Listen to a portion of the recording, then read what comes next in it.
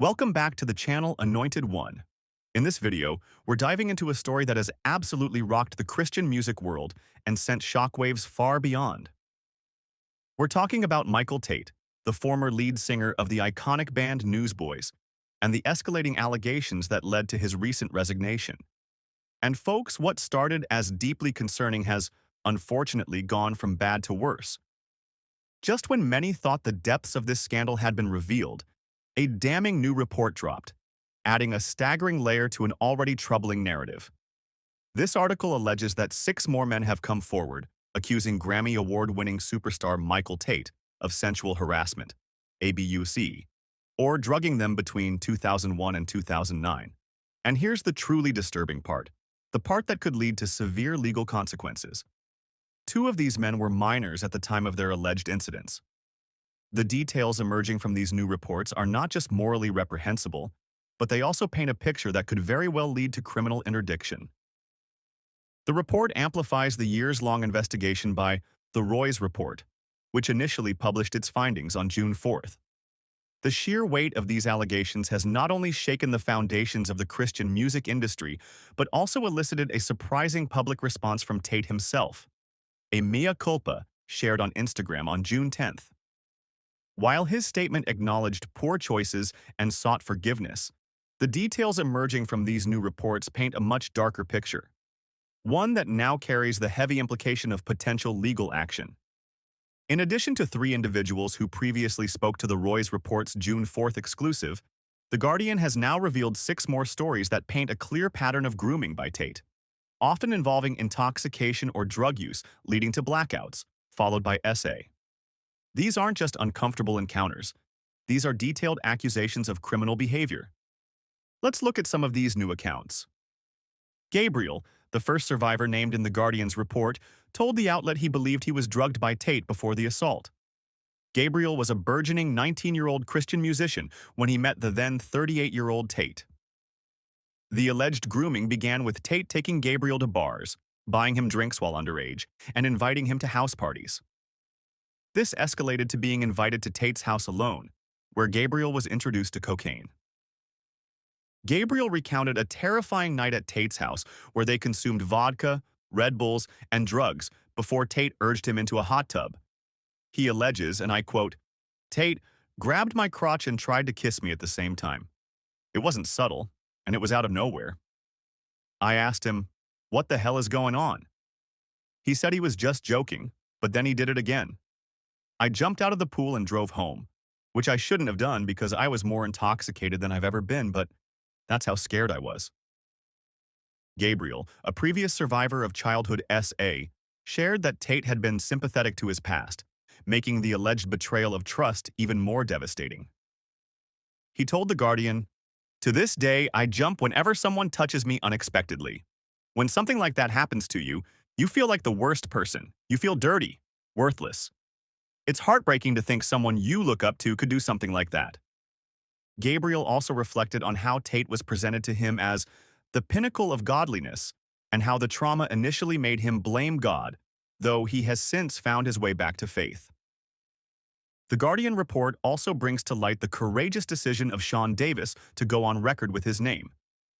Davis experienced a similar pattern of grooming and ABUSE approximately at the same time as Gabriel, whom he actually introduced to Tait.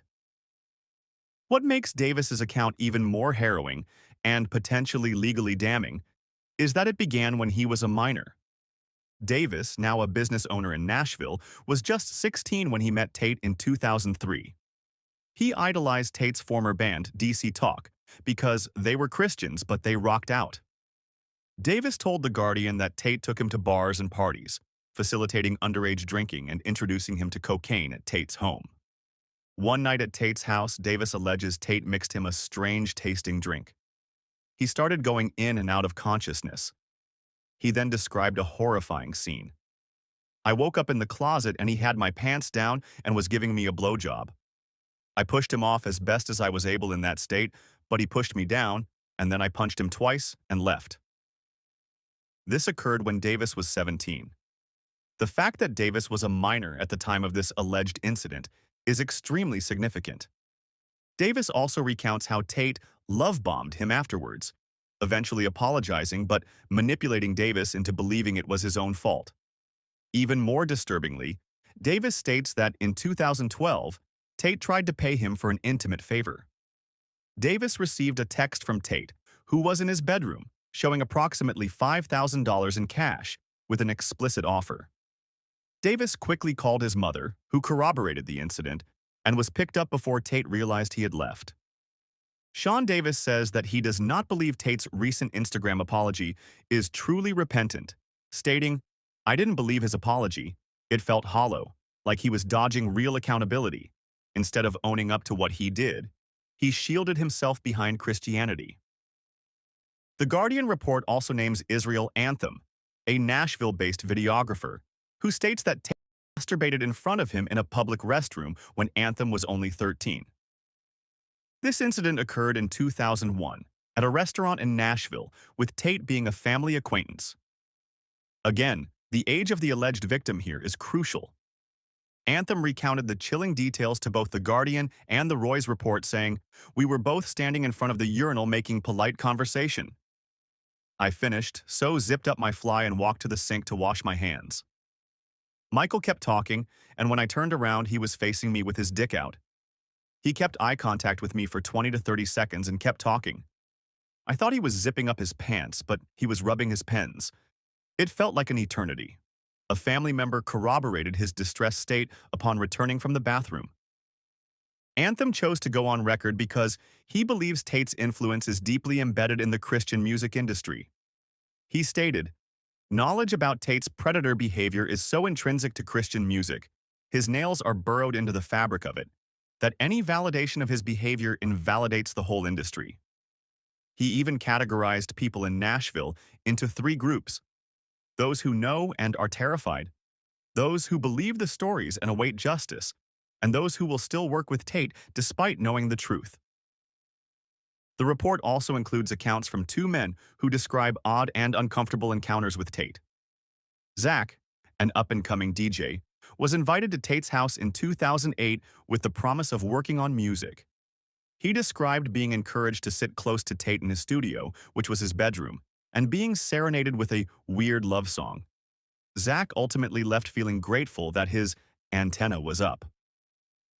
Another man, Abraham, told The Guardian that Tait once stroked his thigh and ear during a lunch meeting in 2006. Abraham, then 22, described it as awkward, especially when Tait reached out and caressed his earlobe while talking about former DC Talk member Toby Mac's upbringing. Finally, Adam, who met Tait at 22 in 2004, recounted a wild night that ended at Tait's house. After drinking, he alleges Tait told him it was okay to sleep and laid his head on his lap. Adam claims he later woke up in Tait's bed with his pants unzipped, and Tait was jerking him off. He believes he was drugged. Adam later confided in his girlfriend and friends, experiencing a panic attack upon realizing what had allegedly occurred. He stated, "This person has stolen a little piece of our souls." The gravity of these new, detailed allegations is immense.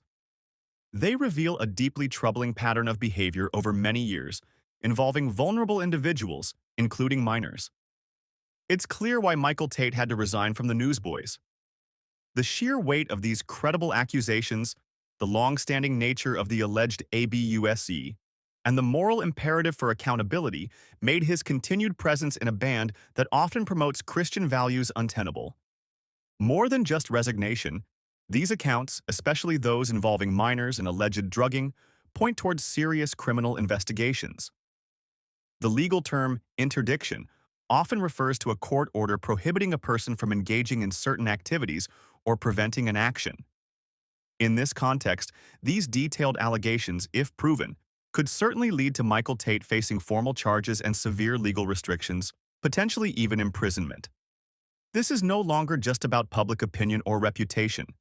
This is about potential criminal prosecution. This ongoing saga is forcing a long overdue reckoning within the Christian music industry.